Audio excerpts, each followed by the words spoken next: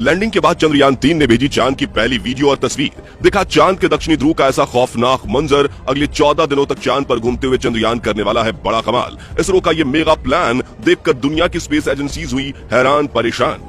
दोस्तों, चांद की कक्षा में पहुंचने से लेकर आज तक इसरो का चंद्रयान 3 रोज लगभग नई तस्वीरें और वीडियो भेज रहा है। और क्या आप जानते हैं कि रूस का लूना 25 जिस दिन क्रैश कर गया, उस दिन भी इसने चांद की 4 दुर्लभ तस्वीरें साझा की थी, जिसमें चंद्रमा का वो फार साइड दिख रहा था जिसे धरती पर बैठकर किसी भी टेलीस्कोप से नहीं देखा जा सकता। लेकिन इस वक्त की सबसे बड़ी खबर यह है कि चंद्रयान 3 चंद्रमा की सतह पर सफलतापूर्वक लैंड कर चुका है, जिसके तुरंत बाद इसने अपने अंदर लगे एडवांस हाई क्वालिटी कैमराज की मदद से चांद के दक्षिणी ध्रुव की पहली झलक कैप्चर कर ली है। और अगले 14 दिनों तक वो बड़े कमाल करने वाला है, जिसका खुलासा आज हम इस वीडियो में करेंगे। साथ ही आपको दिखाएंगे इस मिशन से जुड़ा वो पहलू जिसे देखकर इसरो के लिए आपकी इज्जत 10 गुना बढ़ जाएगी। तो बने रहिए इस वीडियो के अंत तक। दोस्तों, 14 जुलाई को पृथ्वी से चांद के लिए रवाना हुआ चंद्रयान 3 ने इतिहास तो तब रचा जब उसने 23 अगस्त की शाम चांद के उस साउथ पोल पर लैंडिंग की जहां आज तक दुनिया का कोई देश नहीं पहुंच पाया। चंद्रमा का यह हिस्सा आज भी अपने अंदर अनेक ऐसे रहस्य समेटे हुए है, इसलिए दुनिया भर के वैज्ञानिक इसमें काफी रुचि दिखाते हैं। इसी बीच इसरो की तरफ से एक बहुत ही बड़ी गुड न्यूज ये आ रही है कि चांद पर लैंडिंग के बाद चंद्रयान 3 के विक्रम लैंडर की कंडीशन बिल्कुल ठीक है और इसने चंद्रमा पर रिसर्च करने के लिए अपने प्रज्ञान रोवर को चांद की सतह पर खुला छोड़ दिया है। और ये एआई रोबोट अगले 14 दिनों तक चांद के बहुत बड़े खुलासे करने वाला है। वही विक्रम लैंडर के एडवांस कैमराज ने चांद पर अपनी लैंडिंग साइट की सबसे ताजा तस्वीरें भेजी हैं। इन लेटेस्ट फोटोज में आप सूरज की रोशनी को रिफ्लेक्ट करके चमक रही चांद की खूबसूरत सतह को साफ साफ देख सकते हैं। साथ ही ये भी देख सकते हैं कि चांद की सतह कितनी ज्यादा ऊबड़ खाबड़ है, जिसका ये हाल लंबे समय तक उल्कापिंडों की बारिश की वजह से हुआ है। वही लैंडिंग से ठीक पहले विक्रम लैंडर पर लगे लैंडर पोजीशन डिटेक्शन कैमराज ने चांद की कई कमाल की फोटोज खींची थी और इसरो द्वारा शेयर की गई इन तस्वीरों में आपको कुछ नाम लिख के दिखाई दे रहे होंगे, जो कि चंद्रमा पर मौजूद बड़े बड़े इंपैक्ट क्रैटर्स हैं, जो यहां से तो हमें केवल गड्ढों की तरह दिखाई दे रहे हैं। लेकिन चौंकाने वाली बात यह है कि इन्हीं रहस्यमय गड्ढों के नीचे 1-2 किलोग्राम नहीं बल्कि पूरे 10 करोड़ टन पानी मौजूद हो सकता है और कई बेशकीमती खनिजों का भंडार हो सकता है, जिसका रिसर्च करने के लिए विक्रम ने अपने प्रज्ञान रोवर को रवाना कर दिया है। तो चंद्रयान 3 के रिसर्च मिशन के ऑब्जेक्टिव्स क्या हैं और ये अपने रिसर्च के दौरान चांद के किन किन रहस्यों से पर्दा उठाने वाला है, जिससे नासा और रूस को भी जलन होने लगी है, आइए जानते हैं। दोस्तों, विक्रम लैंडर पर कोई टायर नहीं लगे, यानी कि लैंडिंग के बाद अब वो अपनी जगह पर खड़ा होकर चंद्रमा पर रिसर्च करेगा, जिससे ये चांद के पतले वातावरण के अंदर मौजूद प्लाज्मा पार्टिकल्स पर स्टडी करेगा।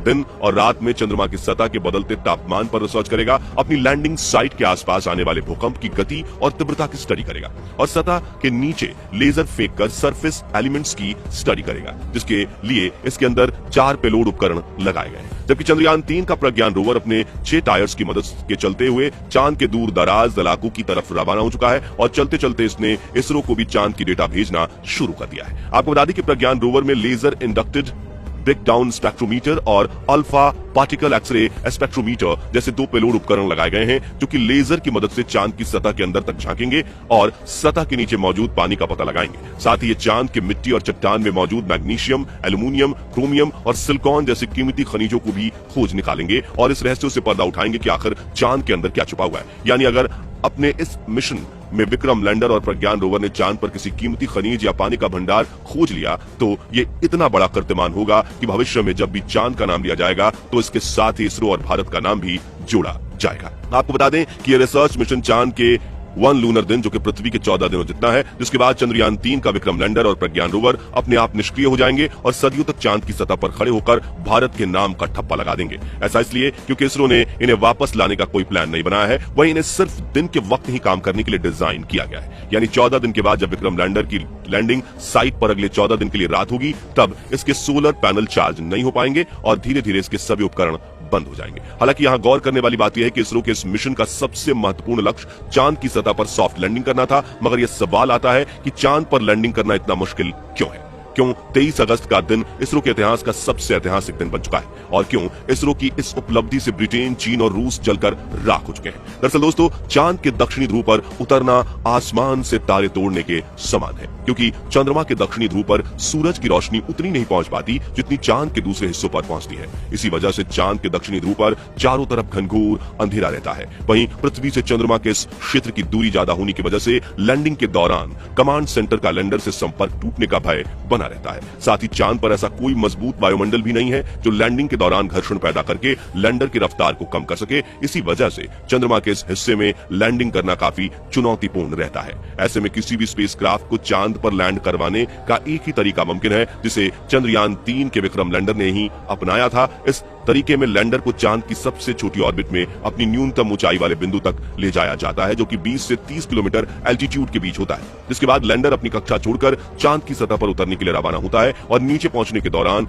अपने थ्रस्टर्स का इस्तेमाल करना शुरू कर देता है, जो उल्टी दिशा में फोर्स लगाकर इंजन ब्रेकिंग का सहारा लेते हुए स्पेसक्राफ्ट की रफ्तार कम करते हैं। रफ्तार को कम करने के बाद लैंडर के सामने जो अगली चुनौती आती है वो होती है चांद की धूल। दरअसल चांद की सतह की मिट्टी काफी ज्यादा पतली है, इसलिए जब लैंडर चांद की सतह के बिल्कुल पास पहुंचता है तो थ्रस्टर से निकलने वाली हवा की वजह से चांद की सतह पर मानो जैसे आंधी आ जाती है, जिसके चलते चंद्रमा के धरातल पर धूल उड़ने लगती है और लैंडर के कैमरा लेंस पर धूल जमा होने का खतरा बढ़ जाता है। वहीं अगर इस धूल की वजह से लैंडर के कैमरा ने ठीक से काम नहीं किया तो वो लैंडर के आर्टिफिशियल इंटेलिजेंस सिस्टम को सही से डेटा नहीं भेज पाता और गलत डेटा के साथ अगर लैंडर गलत निर्णय ले लेता है जिससे वो चांद की सतह पर सेफ लैंडिंग करने के बजाय एकाएक क्रैश लैंड कर जाता है, जिससे पूरे मिशन पर पानी फिर जाता है। इसी वजह से चांद पर लैंडिंग का सक्सेस रेट सिर्फ 27% है।